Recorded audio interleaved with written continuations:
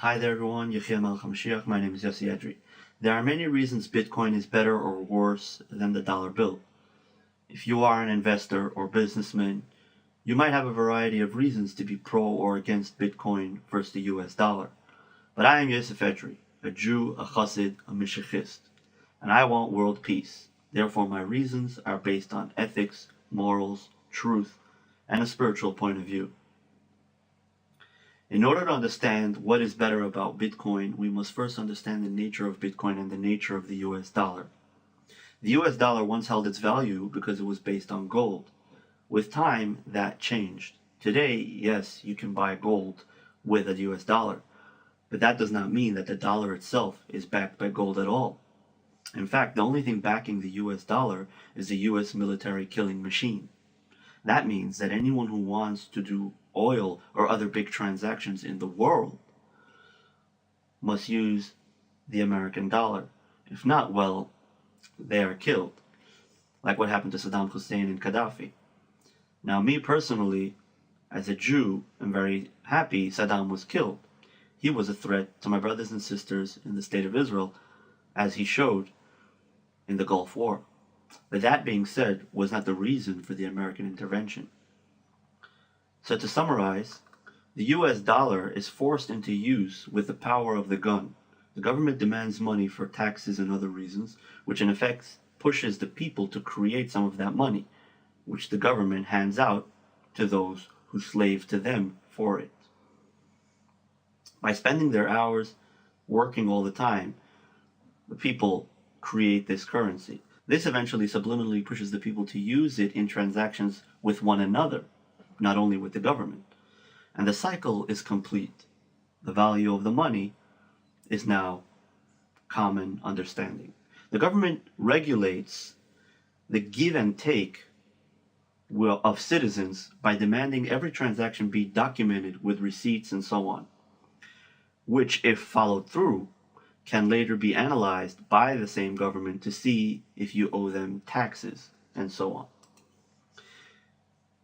If you call every transaction a gift, for example, I give you a gift of food and you give me a gift of money, then the government backs away and does not interfere with your transaction.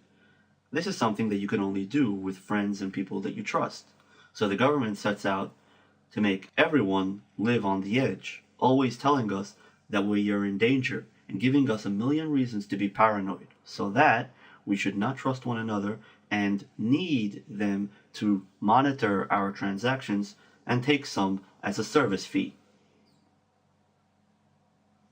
Okay, back to the dollar bill and Bitcoin. I'm going to give you two examples now. Take the classroom of kids with the teacher that made a chart on the wall, and if the kids behave, they get a star. And they can get many stars throughout the day as points, and then later they can get a prize with those stars.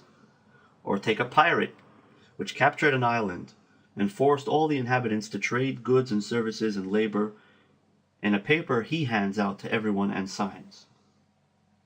So that while most are just using the system to live, he prints out as many as he wants and has the locals work hours and hours building him beautiful mansions and palaces for free.